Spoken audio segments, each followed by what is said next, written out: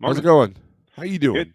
Oh, it's been a minute. It's, Yeah, I get a lot of compliments when you're on the channel, so a lot of people are curious about you, evil brokers. yeah, that's why I came on. That's why I came on. I was going to say first off, I'm seeing lots of positive comments, people liking the information, but mathematics is not adding up. I'm seeing 37 people and 10 likes. Somehow that mathematics is just not adding up there. Oh, I got a lot of hate watchers. That's fine. No, I was just touching in again because I know that right now with the market softened a little bit and the attaining a load has been a bit more challenging for some and for some that are new in the market. Um, Again, I cannot emphasize enough experience. And I think that some of the challenges with some of the folks that are jumping into the market, they've had no sales type related experience or customer service related experience. So they know how to run the truck, but and there's nothing wrong with coming in the market and doing it, but it does you have to respect that there's a process. And I think that I cannot emphasize two things enough. One, if you're new to the marketplace where you're on the spot market and you don't have that sales background, two most important things. One, you need to find yourself one or two mentors, someone that you trust that will not just yell at you like, oh, that's stupid, you said it this way, that way. No, someone who's there to actually help you. And secondly, arm yourself with books, whether that's audio or purchase them on Amazon or wherever, or download them on your reader. Hmm. You need to invest time. Like, no YouTube, you're not fooling around. If you really want to master this marketplace, you got to study, study, study. When you're calling a big broker like C.H. Robinson and you're talking to the folks there and you just think, oh, this guy's just something, oh, all I got is this and I got all that. Yeah, there's a game going on. We all know that. However, with C.H. Robinson and Coyote, remember, I think if I'm not mistaken, Coyote's now owned by UPS, if I'm not mistaken. Yep. And don't tell me that C.H. Robinson and Coyote, they have national account executives. Those folks at the national account executive are not just two-bit people. There are folks that came. They may have been a rep for Procter and Gamble. They may have been a rep for food companies in different industries. They have significant sales where they've managed portfolios of multi-million-dollar accounts. So they have these top-notch folks securing this freight, and then yes, they're using the newer agents to help book the freight. But I'm again, I cannot underestimate when you as a carrier, I know a lot will disagree with this concept, but the fact that you can wake up, you own the truck, yes, you have all the investment. We can talk about that, for days. But the fact that you can wake up, turn on a web page, click on where you are, and look for loads and start calling people and get a load is pretty huge. It takes a lot to get to that level. Hmm. Because if you wanted to say, yeah, I'm getting tired of these brokers, so I'm going to go out there and get my own customers, that's perfectly fine, totally doable. However, if your truck is empty and you need to achieve your dollar figures this week, you call some shipper. Let's say you're so successful, you call and they say, yeah, we could use Teams or we could use a single, we could use your type of equipment in the lanes. And they say, yeah, we got freight that goes from here to here. And yeah, we go there and you start discussing stuff and you're mentioning some rates and it doesn't seem like they seem to be somewhat willing to work with you there. Well, even if all this is good and dandy, by the time you set up credit applications and things of that nature, it's a 2 to 3 minimum, at least a 2 to 4 day process, if not longer. And some bigger shippers have contracts where all of a sudden you'll start getting into the contract and you're going to say, I don't like that. Well, if you don't like it, then unfortunately we can't work together. Because there's a lot of big shippers out there that flex their muscles. They dictate, they'll say they'll have a fuel surcharge program and you'll say, this is way below the market. Well, this is what we've been paying for 20 years. They have detention charges. Well, that's way below the market. We've been paying this for a lot of years. I have a question for you. So, as a small carrier,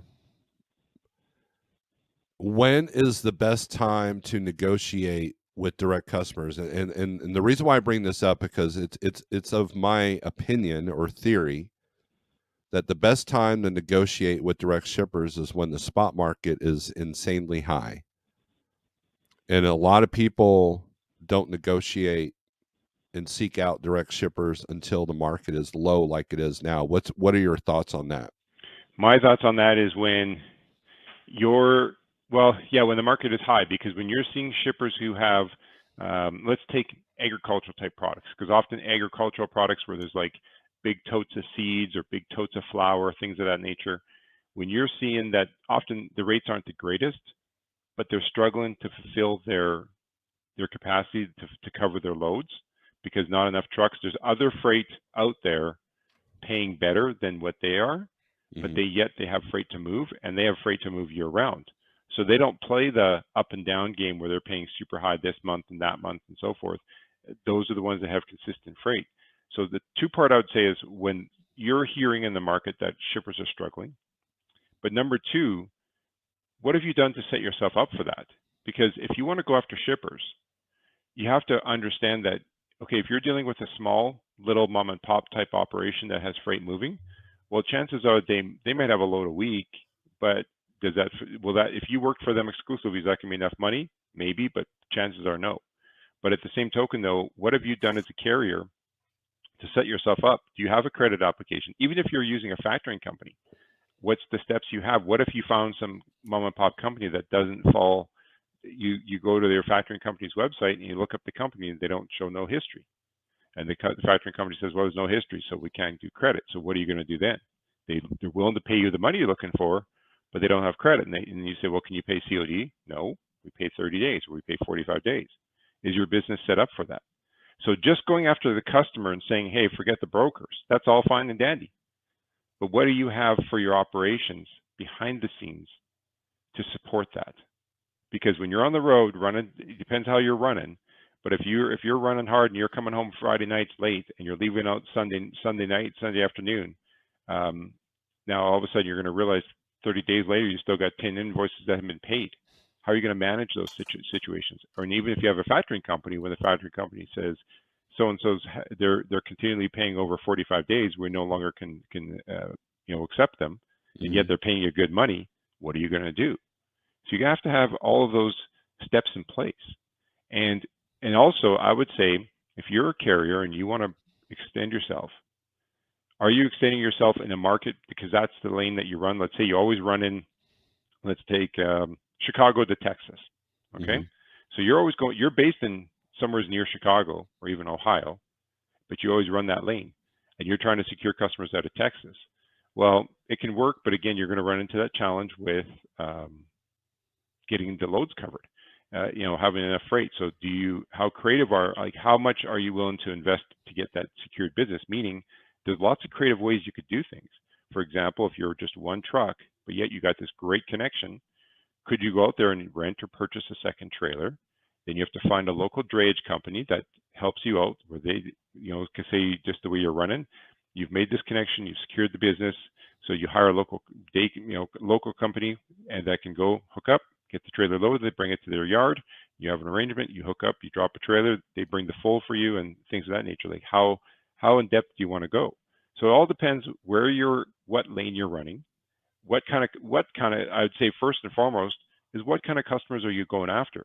And I think we'd all agree if you're a small carrier, you're not going after a Procter and Gamble warehouse.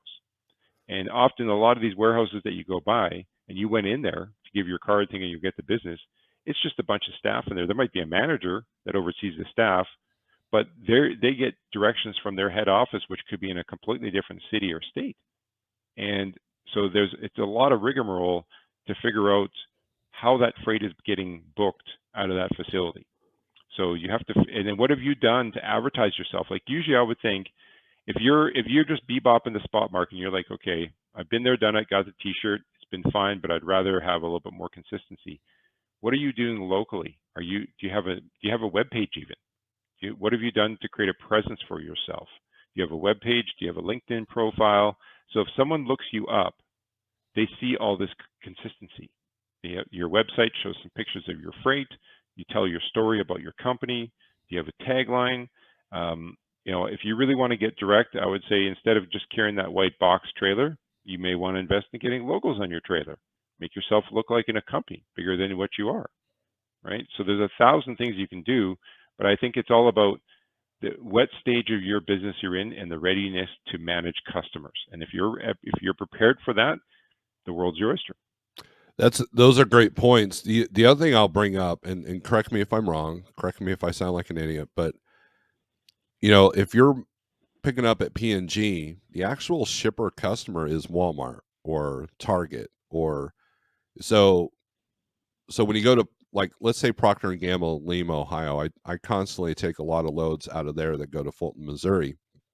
Dollar General is the one that's in control of that scenario. It's kind of like if you order plywood from Lowe's, you're essentially the shipper. You're just utilizing the store in their truck to bring it to you, and that's essentially what's happening. So maybe you don't want to talk to Procter and Gamble. You want to talk to Walmart. Hey, how many of these loads can we move for you?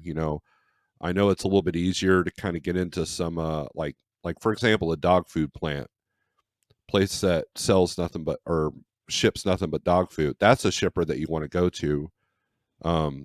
So Well, here's my tip.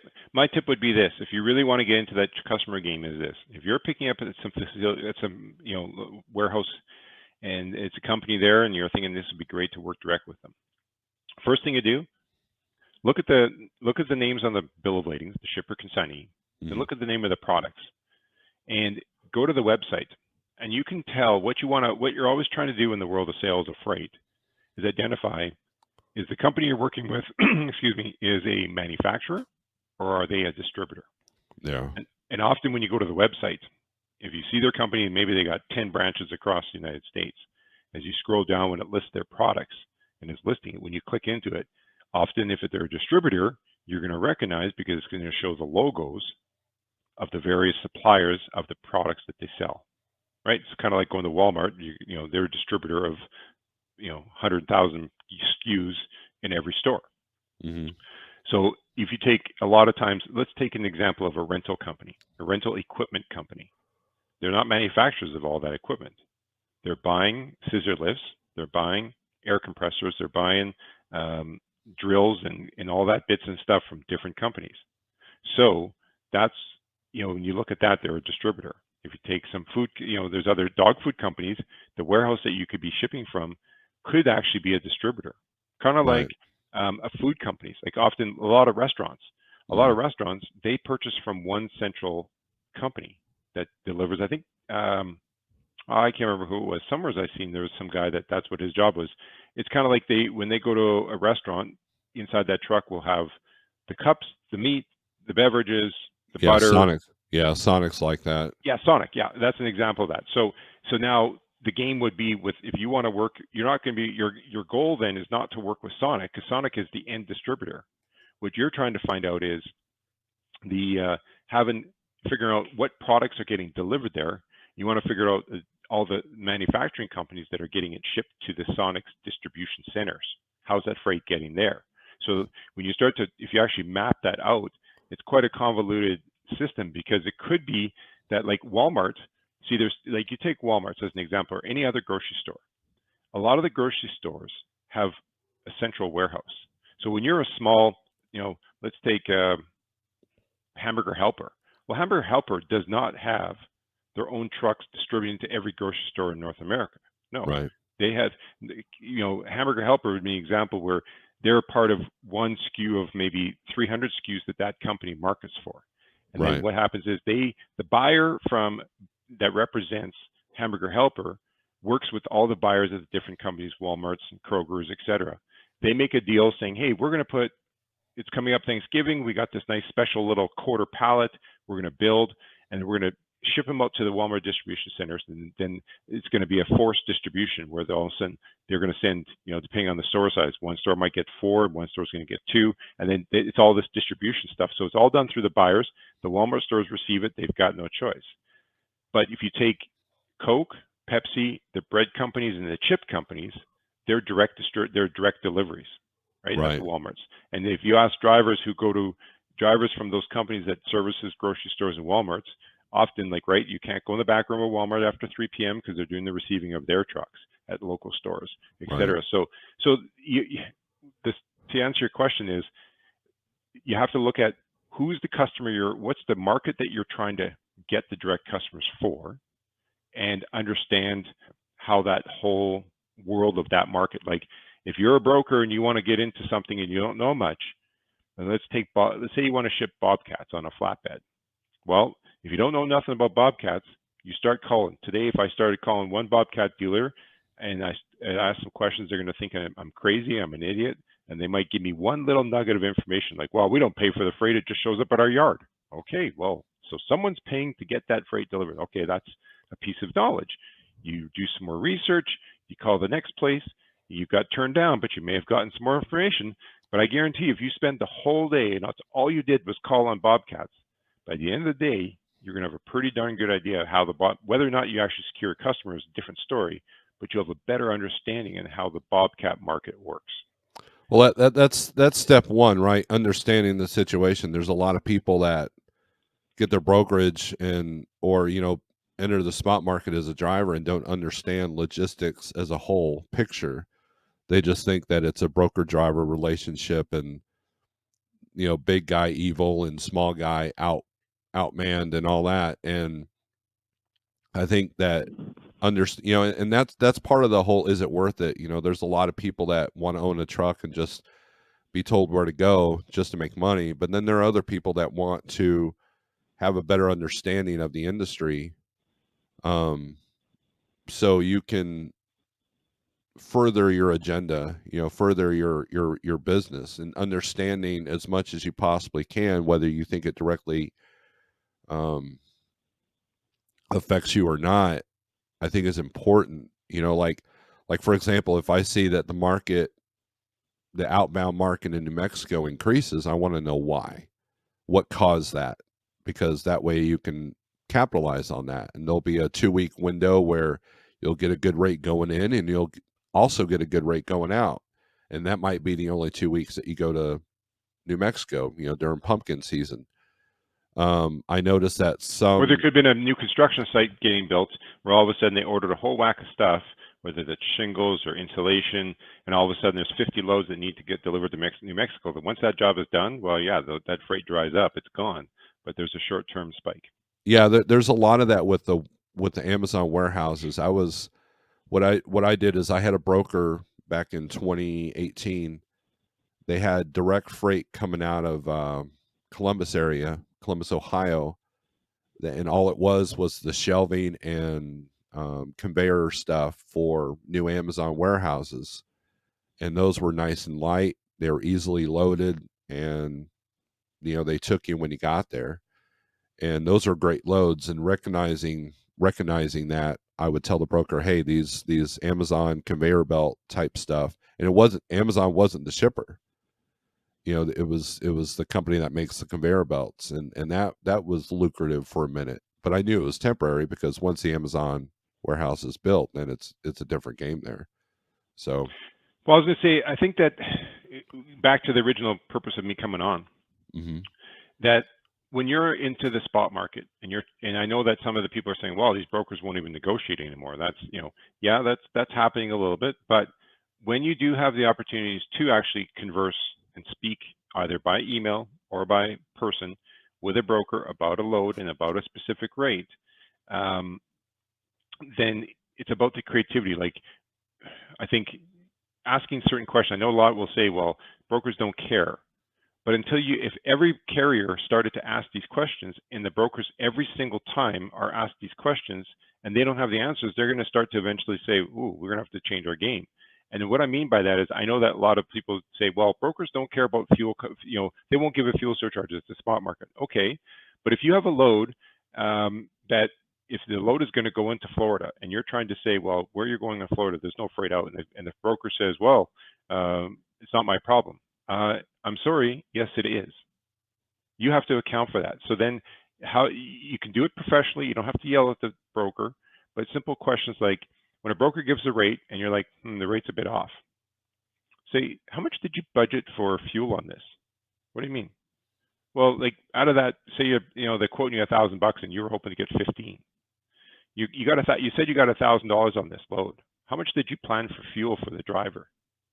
Oh, I don't know. Right then and there, you're shifting the power. That's what negotiation is. That's a Who's good got the tip. power? That's a good tip. Thank you. The next one that I can suggest. So this load is 200 miles or 250, but you got me on. It's going to take 3 days because you want to drop trailer, or you got this and this. Did you account for any overnight layover for the driver? No. Well, this is 200 miles. I'm empty right now. I could pick it up for you right now and deliver it the same day, and I'll do it for the price you want. However, I'm willing to work with you, and your company has great credit. You guys look like a great company. However, I'm going to need some compensation because, right, if you're taking up my trailer for 2 days, I could have done another $200 load for the same price you're paying me with 2 other brokers for the next 2 days. So I need to be, have you considered that? Oh, well, not really. So until we put things in the minds, and some brokers are going to say they don't care, but we have to educate. How do you educate us? By consistently, polite persistence wears down resistance. And taking into a call, let's say you're going to go up into the Northeast, and you ask the driver, the broker, and you say, yeah, this load's coming out of Texas going into Pennsylvania. How much did you budget for tolls? Well, I don't know. Then you shifted the power. They ran the miles, and it says it's 800 miles or 1,000 miles. But how much do you think it's going to cost me for tolls? I don't know, $10? No, $75. Right. Right there.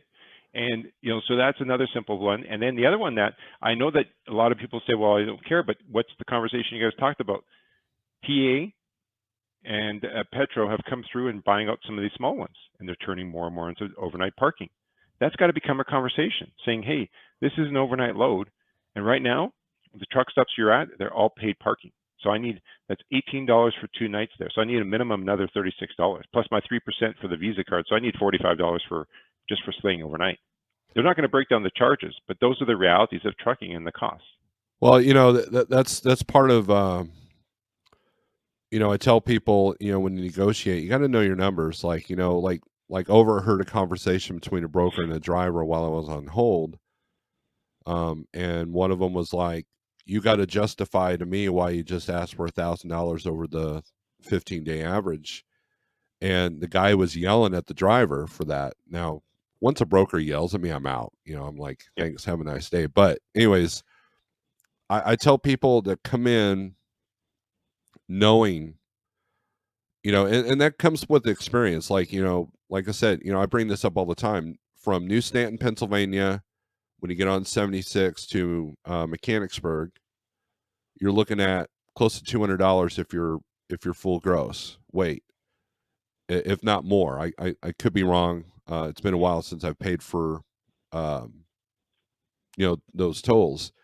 And so if you don't know that it's an extra $200 tolls, you're like, oh wow, they increased the rate on this. This is a good deal. And then at the end of the day, your net is zero. It takes time to know that, and you have to know that stuff when you negotiate. Now, a lot of these agents or these people are making $10 an hour just to answer phones. They're not going to know that, but then you can kind of have the conversation to put it in their head so they're more well prepared. Jose's got a comment. CDN is correct. I've had the opportunity to drop 6 trailers in Atlanta to carry the product to Sam's in Florida, 10 loads a week, but I'm not set up to provide the service. I will need a year to get ready. So Sage makes a comment that says it's not the broker's job to budget for the toll, it's the driver's job to know. But Sage, the whole point I'm trying to help out these drivers that are new to negotiating in the spot market is that again, what I mentioned is the word power in negotiations. And if you bring it up to a broker and he says, yeah, you're going to need $35. He didn't tell you up front, but if he answers you quickly and the number is pretty accurate to what he said, this broker knows what he's doing. He knows the game. But if you catch a broker where they're like, oh, I don't know, I didn't look at that. That's a power shift, saying, well, this lane here, you're going to have tolls, we're going to have to pay it overnight parking, and you're taking up my truck for this. That's why I need the extra $500. Oh, I guarantee you, it may not work the first time, but unless you're hammering it over and over, brokers that have freight in that lane will start to realize, hey, I need to account for this. They're just here's my perspective. If a load says it needs a 24-hour trailer drop or has any uniqueness, That's not a straight through, like pick up at 2 o'clock, 200 miles, you can deliver at 8, you're picking up at 2 o'clock and you can deliver at 8 o'clock the next morning. That'd be normal load for something like that. But if there's anything odd, like it must sit for 2 days or you're gonna have to, whatever the case is, the minute there's odd things required for this load, the 15-day average is out the door. Right.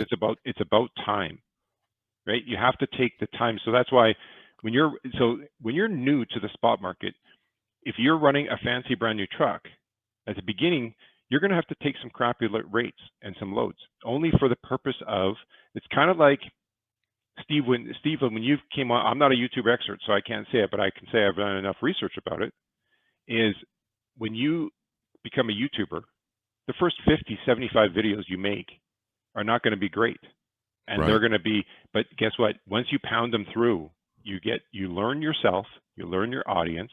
So where I'm going with this, if you're new to the spot market, if you have a brand new spanking truck, whether it's a long nose or whatever it is, and you start going to these different warehouses, when you pull into the warehouses, if you're seeing, Volvo that are all new, getting 8 miles to the gallon, you're not in the market to be competing with, if you have a long nose, whatever, whether it's a Kenworth or Peterbilt, and you're not getting the good mileage during this downtown market, that's not your tool to negotiate. You have to kind of take a hit on the fuel cost and saying, you have to budget what the average, if you're going to a certain area that you know that all the drivers there are going to be 85 or 95% Volvos and other, high efficient fuel trucks, you have to budget your fuel based on what the market average is doing. You're going to take a hit and you try to negotiate a little extra to offset this, but that's the reality of what you can say, well, I got this truck and it doesn't do good on fuel.